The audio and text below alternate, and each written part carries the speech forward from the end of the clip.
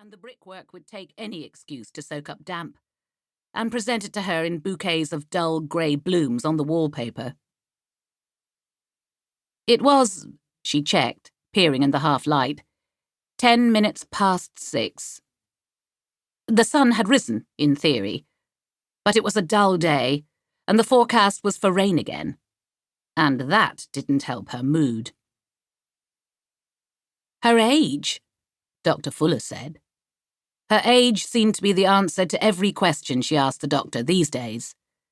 The aches in her joints, the skittish unreliability of her memory, the way her skin looked in the morning, and the evening, and after a glass of wine. The sense of impending doom. There was no other reason for it.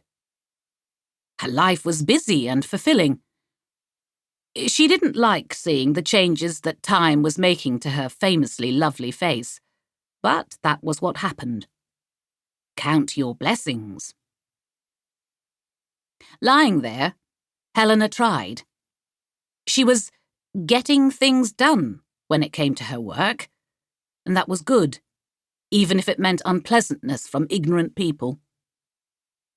Her husband was rich, reasonably nice, supportive of her and present, unlike several of her friends' husbands who had slid away to new lives where they could pretend to be young again.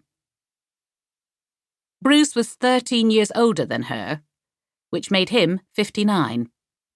And she would have to plan a party for his 60th. That was another job that would take up time she didn't have. They had met later than their contemporaries, married within 6 months.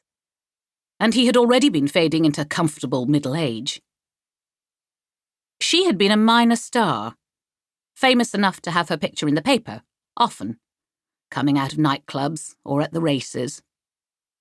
A sort of celebrity, on the guest list for parties and launches, even if no one quite knew why.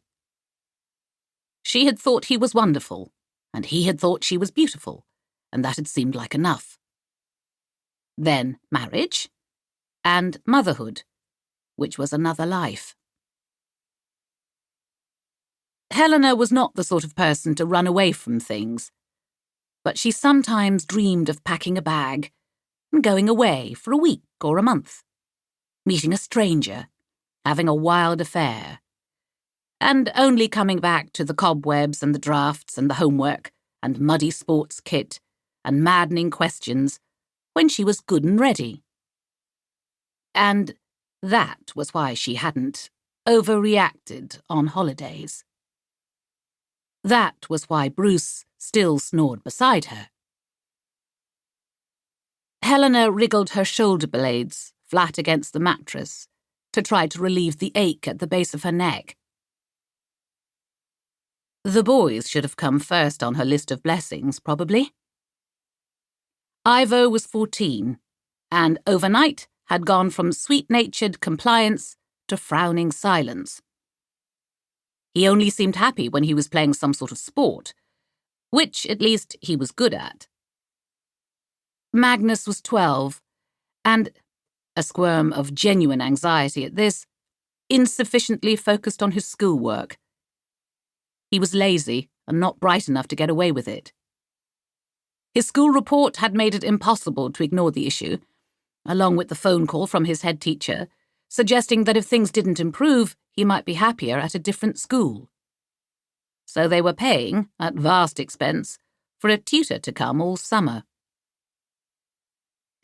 And Rosalie, of course. They had Rosalie, who was 9. Rosalie's room was the smallest, and it needed a new carpet, thanks to her experiments with making perfume out of pilfered cosmetics and household cleaning products.